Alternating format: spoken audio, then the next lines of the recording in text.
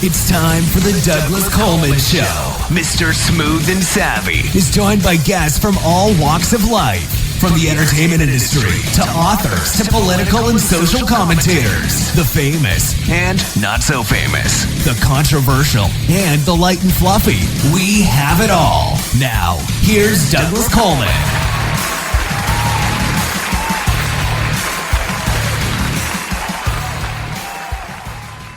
Okay, please welcome to the Douglas Coleman Show, Jerry Spriggs. Hi, Jerry. How are you? Hi, Doug. I'm doing well. Thanks for having me on. Well, thank you for coming on. I appreciate it. Let's see. You've got a book out called All Votes Matter. And is this your first published book, or have you done a lot of other work, or what? I have not done a lot of other work. This is actually my third iteration of it. My first two weren't all that. You improve as you progress, but this is one that I recently came out, and I'm most proud of it. So it's all in the same theme anyway. Oh, this is like the third edition of the same book? Well, yeah.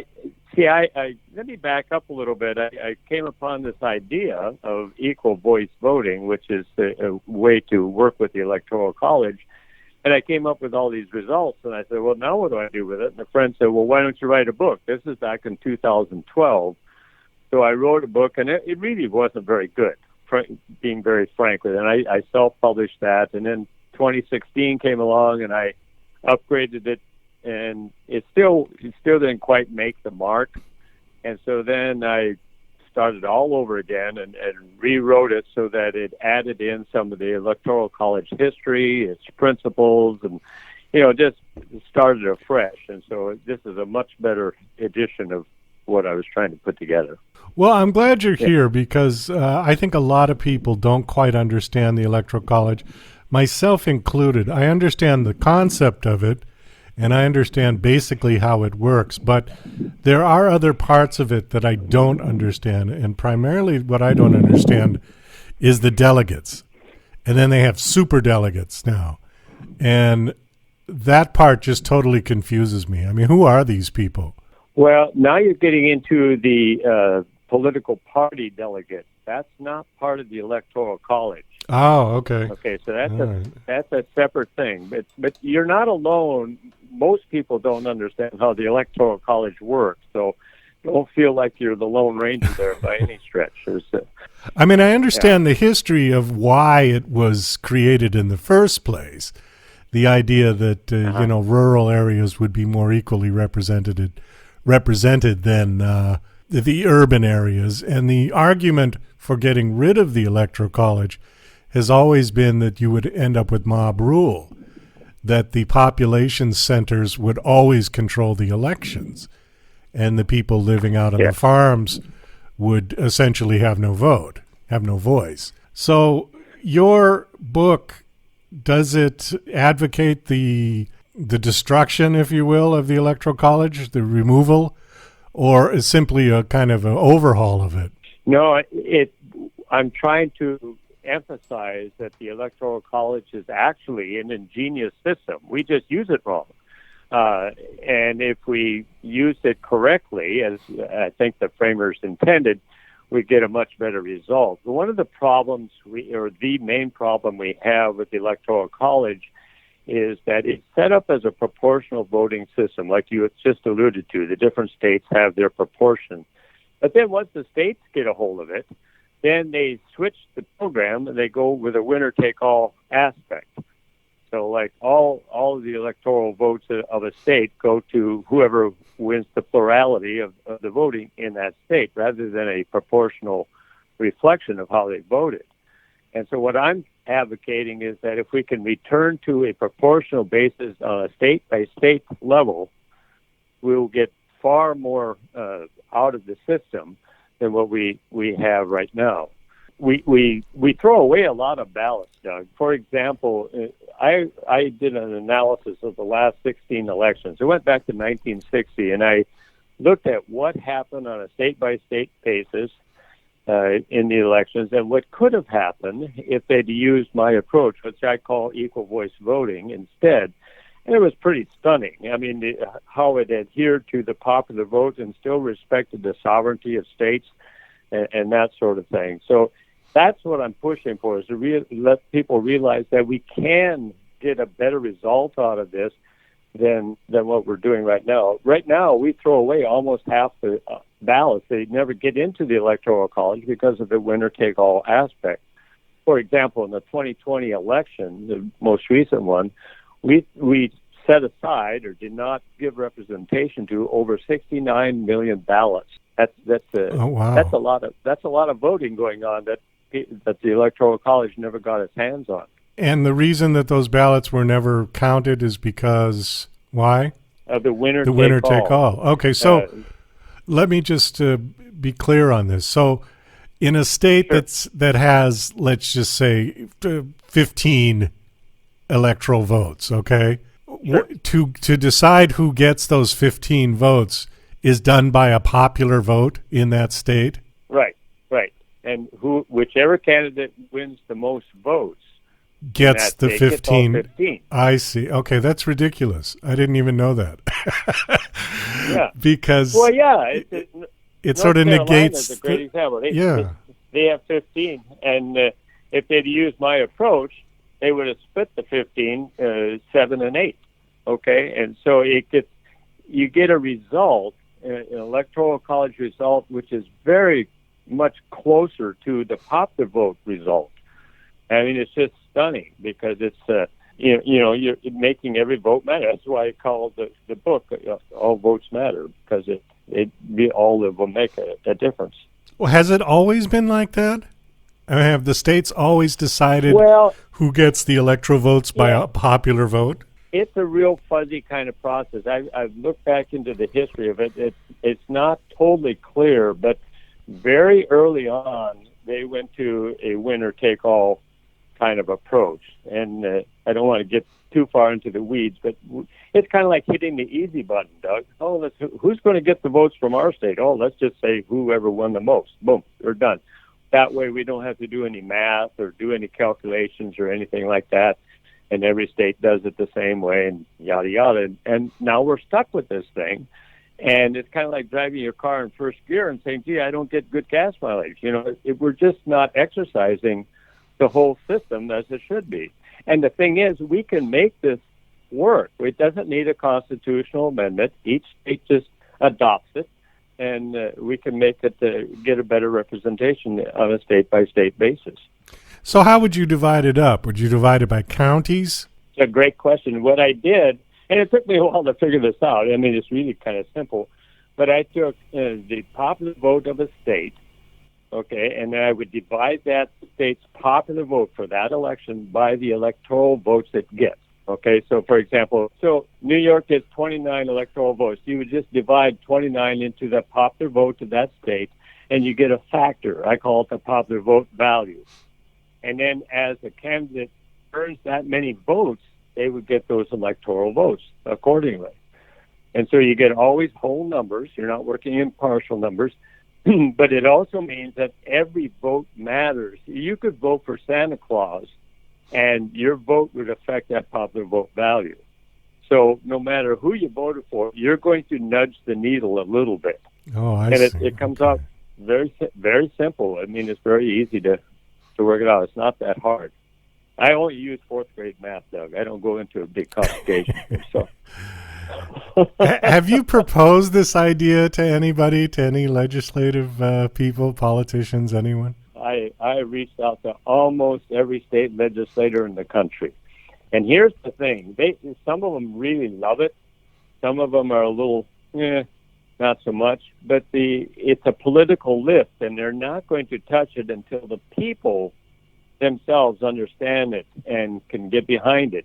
The legislator's job is not to educate the public, it's to put forth what they want. And so I was a little naive. I went at it just as you're suggesting. I went at it trying to talk to state legislators, and then I realized, okay, if I write a book, then I can get the public to read it. We start conversations going, they're aware of it, and then down the line we can have legislation come forth. So it's a process. It's a long-term process to get this going. You said that you took a look at the elections from 1960 to 2020. Yeah. Was any Yeah. of those elections, do you think, would have been changed, the outcome, had they had done your system? You know, that's a really good question, and it's the question that drove me to do the analysis. I wanted to see, would it change a whole lot? And I have to tell you, you have to read the book to really find the answer to that. But it's really the wrong question, Doug. And I realized this later on that, wow, if you change the game, you're going to change the campaign. So the voting would not be the same. You know, so for example, I'm from Oregon, and I talked to a Republican representative here, and she said, you know, my constituents say they don't vote because their vote doesn't count. What should I tell them? And I said, tell them that they're correct. And here's the thing. If people are disengaged or disenfranchised from the system, and a lot of people feel that they are, I mean, they're not stupid. You know, they sense that something's amiss here. They're not going to vote. And the presidential election is the Super Bowl of elections. And so when they don't go to vote, they also are not voting for down-ballot legislators and issues and so on. And so we have a voting public that's not engaged in the system. And that's wrong. That's not a good democracy.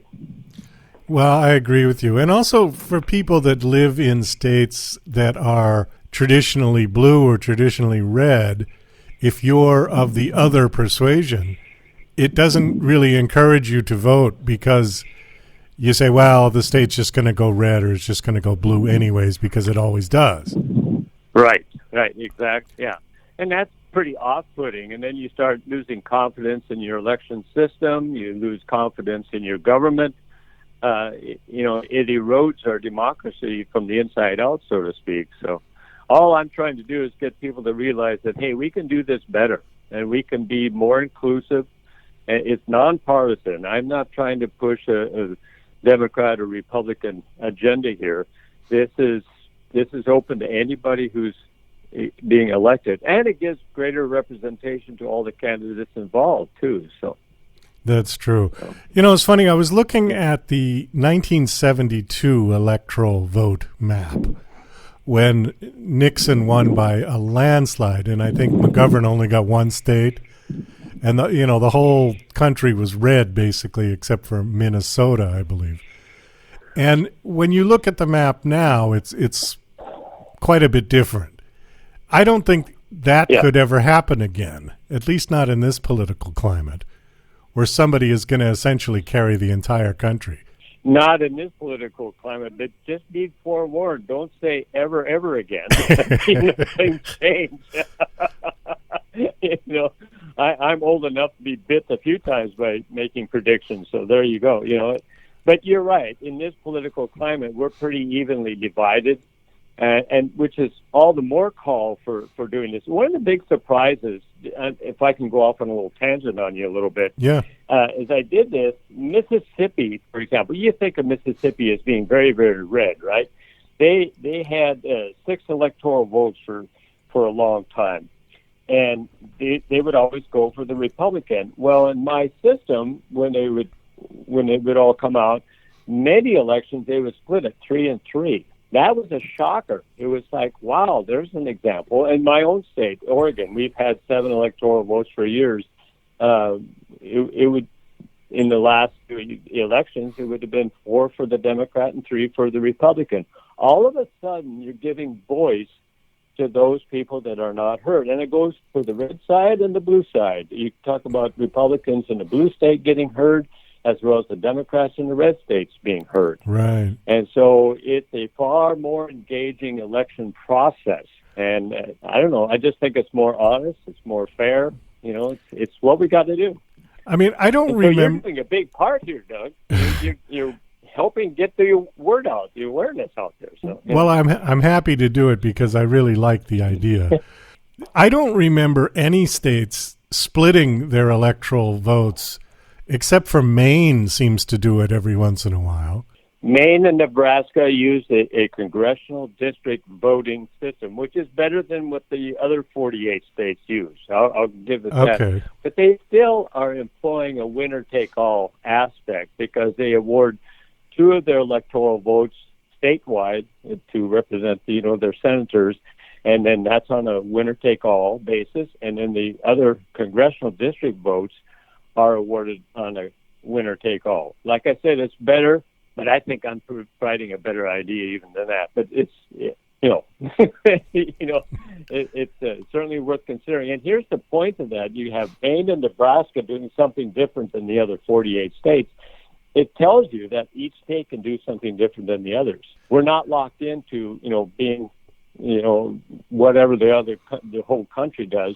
We can do something individually and be more responsive to our constituents, no matter what side of the aisle they prefer. How do you feel about a federalized sort of voting system in the sense that all states have to carry the presidential election the same way? I mean, Iowa has something called a caucus, and other states have something called primaries, and I could never understand the caucus thing. I don't understand that at all.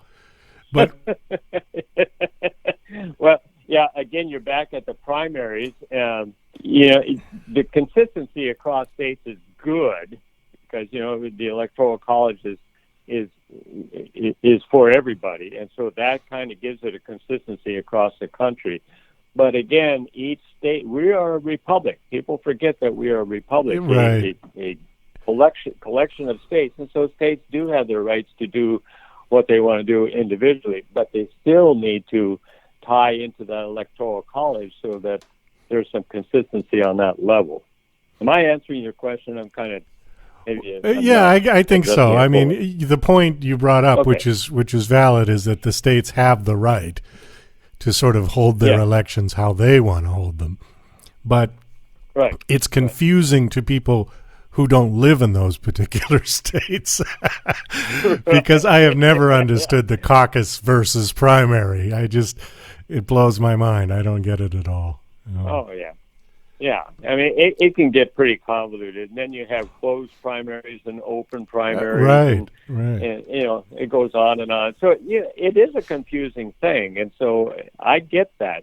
And I understand now that I've been doing this for a while, I realize that, oh, my goodness, a lot of people don't understand how the Electoral College works at all.